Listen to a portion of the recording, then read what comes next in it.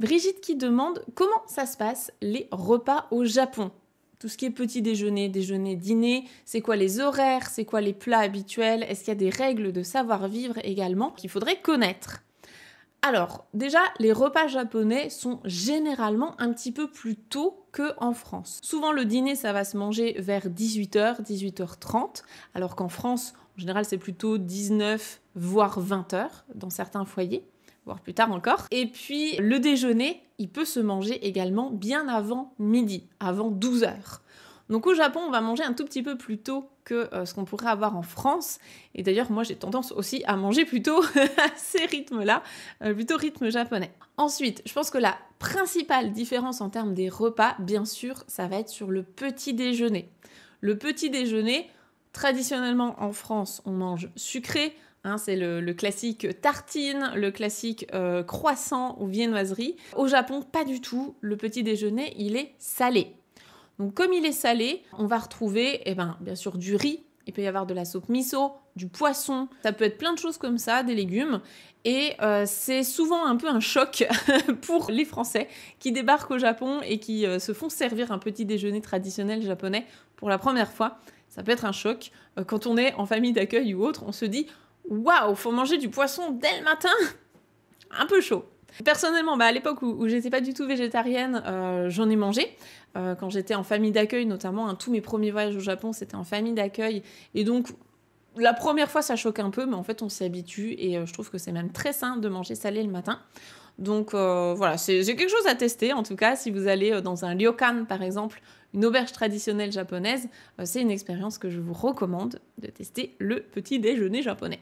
Une petite boulette qu'on peut faire, nous, en tant qu'étrangers, et qui va choquer les Japonais, parce que eux ils le feraient jamais. Après, il n'y a pas mort d'homme non plus, mais voilà, c'est quelque chose que je vous déconseille de faire. C'est de verser de la sauce dans le riz blanc. Quand vous avez un bol de riz au Japon, on ne verse pas de sauce, genre sauce soja ou quoi, dedans. Ça ne se fait pas. J'ai l'impression qu'en Occident, on peut le faire. En tout cas, au Japon, ça ne se fait pas.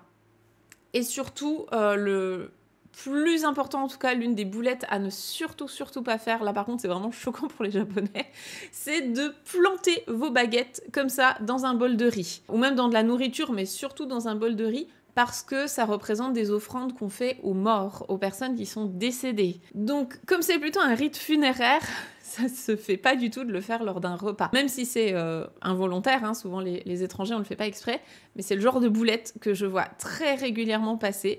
Et même quand je suis au resto au Japon et que je vois des étrangers qui, je sais pas, ils papotent ou quoi, ou alors ils boivent un verre et du coup ils plantent leur baguette comme ça dans un bol de riz en attendant, on ne fait pas ça.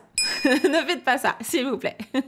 L'une des dernières peut-être spécificités, même si y en a plein d'autres, hein, mais en tout cas ce qui me vient en tête là, c'est le fait de faire du bruit en mangeant. Alors chez nous, si vous êtes comme moi, on vous a toujours éduqué en disant c'est pas beau, c'est pas poli de faire du bruit quand tu manges, on ne mastique pas fort, on n'aspire pas la soupe en faisant du bruit ou quoi.